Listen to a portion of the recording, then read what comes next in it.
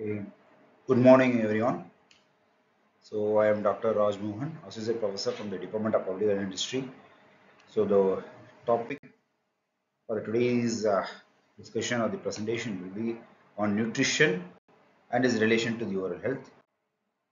Coming to the definition of nutrition and diet. First, we must know what is diet. So, diet is defined as the type and amount of food eaten daily by an individual. And coming to the nutrition, it is the sum of the process by which an individual takes in and utilizes food. Both have been given by FDI in the year 1994. So, we are starting with the definition of diet and nutrition, which are given by the FDI in the year 1994. So, you should know what is a balanced diet. So, balanced diet is the one which meets a person's calorific needs and also which contains all the nutrients. In addition, the food should provide enough roughage to promote the peristaltic activities and also to satisfy the desire and the taste. So, what are the various nutritions? So, carbohydrates, fats, proteins, vitamins, and minerals. In which you can see in the slide itself, carbohydrates are providing maximum, that is 55 to 65% of the proportion. So, coming to the another classification, that is micro and the macronutrients. So what are macronutrients? As the name goes, they are needed in bulk quantities, whereas micronutrients, they are required in the small amounts. So carbohydrates, fats, proteins constitutes with the macronutrients, whereas vitamins and minerals, which are required in small amounts, constitutes the micronutrients. Coming to another system of classification where it goes like energy yielder, growth promoters and protectors. Where energy yielders are the carbohydrates and fats, whereas proteins goes to the growth promoters. As you can know, almost many of them who are going to gym and the bodybuilders will be going for protein intake. And then finally to the protectors, that is vitamins and minerals. And simply you can note that both the water and oxygen, though they are going to be essential for our life, but are not included among the nutrients. So started with the definition and what are the various classifications under which the nutrition can be defined. And finally, we are going to start with each and every one of the nutrition, that is carbohydrates. So carbohydrates are the third major main constituent of our diet and are called the ready source of energy. Some of them are called a concentrated source of energy, which we will be dealing later. So carbohydrates are the ready source of energy for the body. So it also contains carbon, hydrogen or oxygen. Also they are chiefly stored in the liver and in the muscles as in the form of glycogen. On average, the diet has a 55 to 65% of the carbohydrate. The daily average requirement is 4 kcals per gram. So, and what are the classifications of carbohydrates? There are three major types, that is sugars, starches and cellulose. And the sugars can be further classified as mono or the disaccharides, and starches as the polysaccharides, and the cellulose also contains the polysaccharides. So polysaccharides, usually they are easily digestible, as I have already told. It helps in the bulk of the body, also thereby helping in the peristalsis activity. So coming to the sugars, as we all know, simplest form of the carbohydrates. So where they can be subdivided into glucose, fructose, sucrose, lactose and maltose. Whereas and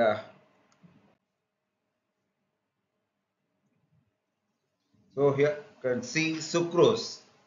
Sucrose is the most commonly used sweetener. Also, it has a various functions like it's a sweetener, flavor blender, bodying agent, and a bulking agent. But it's an important FIMOC or an important aspect which you have to know is sucrose plays a major role in caries formation. So it is called as arch criminal for dental caries. So how it is goes? So usually sucrose, when utilized by the bacteria, it will be forming both the extracellular as well as the intracellular polysaccharides. Coming to the extracellular polysaccharides, they will be their function is to adhesion of the bacterial block to the tooth surface, whereas the intracellular polysaccharides which will be acting as a reservoir, so thereby producing the initiating with the caries formation, that is the Streptococcus mutans. So coming to the next one, that is fats. Fats are the hydrocarbons consisting of carbon, hydrogen and oxygen. These supply 30 to 35% of the total calories. It's a concentrated source. In carbohydrates, I told it as a ready source, whereas fats are the concentrated source of energy. So it provides 9k calorie of energy, 9 calorie of per gram, whereas carbohydrates I told it as 4k.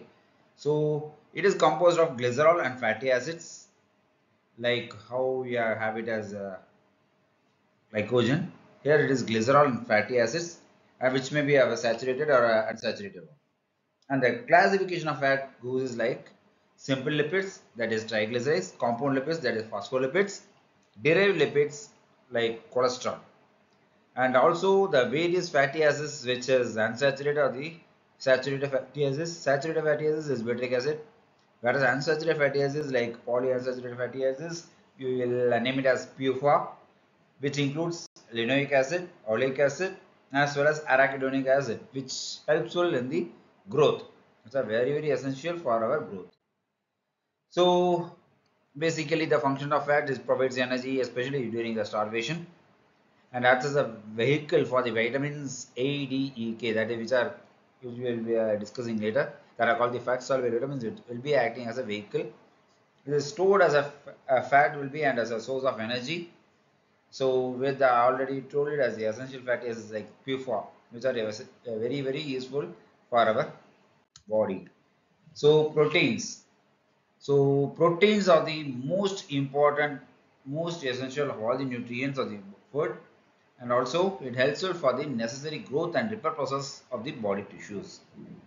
Proteins are usually made up of mainly amino acids. Also, it may contain nitrogen, carbon, hydrogen. Also may have phosphorus or sulfur. So there are 10 essential amino acids. These are the various 10 essential amino acids. And what proteins are going to do in our body? Usually they are broken down in the gastrointestinal tract by the enzymes into simpler amino acids which are absorbed and passed on to the liver where they are getting metabolized. So daily requirement is again 4k calorie per gram, except for fats everything is 4k calorie per grams.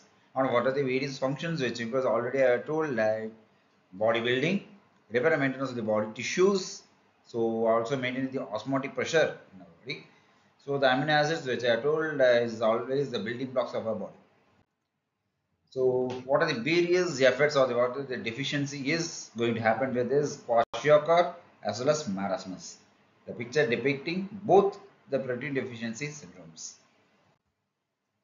In oral health, what effect the proteins are going to make up is, so it basically it's helpful for the growth and development of the oral cavity. That is, if there is a deficiency, there will be a delayed eruption, retarded jaw growth.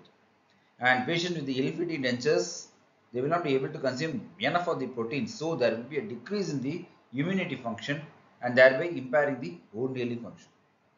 So also you can find that the teeth of the malnourished children, like what we are having in the kwashiorkor or a marasmus condition also, the teeth will be having to be crowded, rotated and is underdeveloped.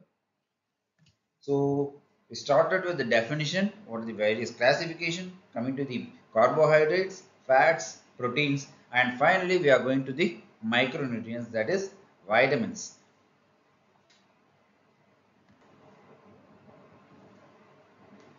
So coming to vitamins, basically it's a micronutrients also essential for the normal growth and development of the body.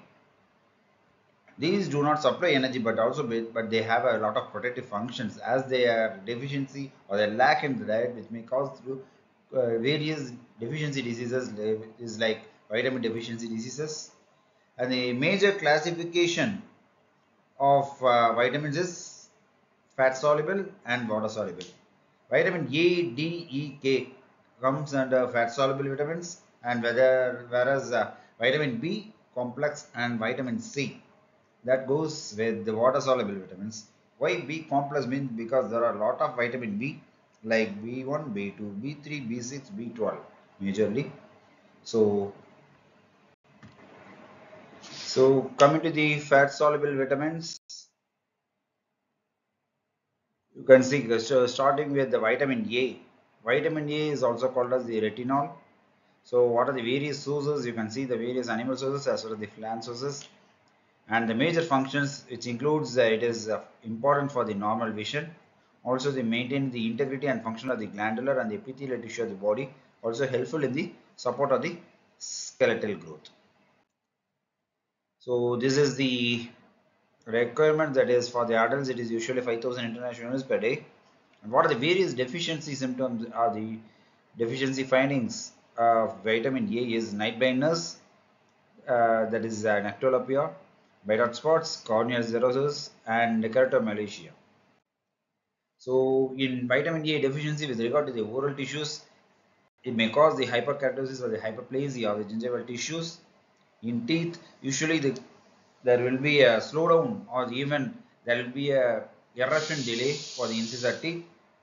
And in salivary glands, you can see there will be some sort of atrophy, and also in oral mucosa, epithelial metaplasia can happen. So coming to vitamin D, one of the most important vitamins. So it is found in the food and synthesis by the action of the ultraviolet rays, and the ergosterol found in the skin forming a calciferol.